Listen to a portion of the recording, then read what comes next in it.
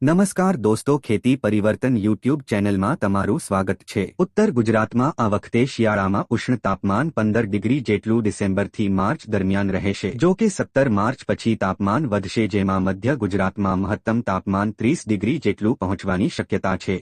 તો સાથે જ રાજકોટમાં તાપમાન 15 ડિગ્રી કરતાં નીચું રહેવાની શક્યતા રહેશે। બીજી બાજુ હવામાન નિષ્ણાંત અંબાલાલ પટેલ દ્વારા ઠંડીને લઈને ભારે આગાહી કરી છે। ડિસેમ્બર બાદ હવામાનમાં પલટો આવી શકે છે, તેમજ અરબી સમુદ્રમાં લો પ્રેશર ઊભું થશે, જેના કારણે ગુજરાતમાં વરસાદની શક્યતાઓ વધારે છે। ગુજરાતમાં છેલ્લા 2 દિવસથી ઠંડીમાં અચાનક વધારો થયો છે। ઉત્તર ભારતમાં થઈ રહેલી હિમવર્ષાને કારણે રાજ્યમાં ઠંડી વધી છે। તો હવામાન વિભાગ દ્વારા પણ હાડ થીજવતી ઠંડીની આગાહી કરવામાં આવી છે। અંબાલાલ પટેલે આગાહી કરી છે કે 15 થી 17 ડિસેમ્બરના રોજ વાદળો આવી શકે છે અને ડિસેમ્બરના અંતમાં હળવું માવઠું થવાની પણ શક્યતા વ્યક્ત કરી છે। 23 ડિસેમ્બરથી ગાત્રો થીજવતી ઠંડી પડશે। 16 થી 22 ડિસેમ્બર દરમિયાન વાદળવાયુ આવવાથી અરબ સાગરમાં લો પ્રેશર બનવાની શક્યતા રહેશે તેવું પણ તેમણે જણાવ્યું। આગામી 48 કલાક સૌરાષ્ટ્ર અને કચ્છમાં કોલ્ડ વેવની આગાહી છે। આગામી 3 દિવસ રાજ્યમાં ઠંડીનું જોર વધશે। રાજ્યના તાપમાનમાં હજી 2 ડિગ્રીનો ઘટાડો નોંધાશે। ડિસેમ્બર મહિનામાં આંશિક રીતે માવઠું પડે એવી શક્યતાઓ દેખાઈ રહી છે। અમુક વિસ્તાર પૂરતું મર્યાદિત આ માવઠું હોઈ શકે છે।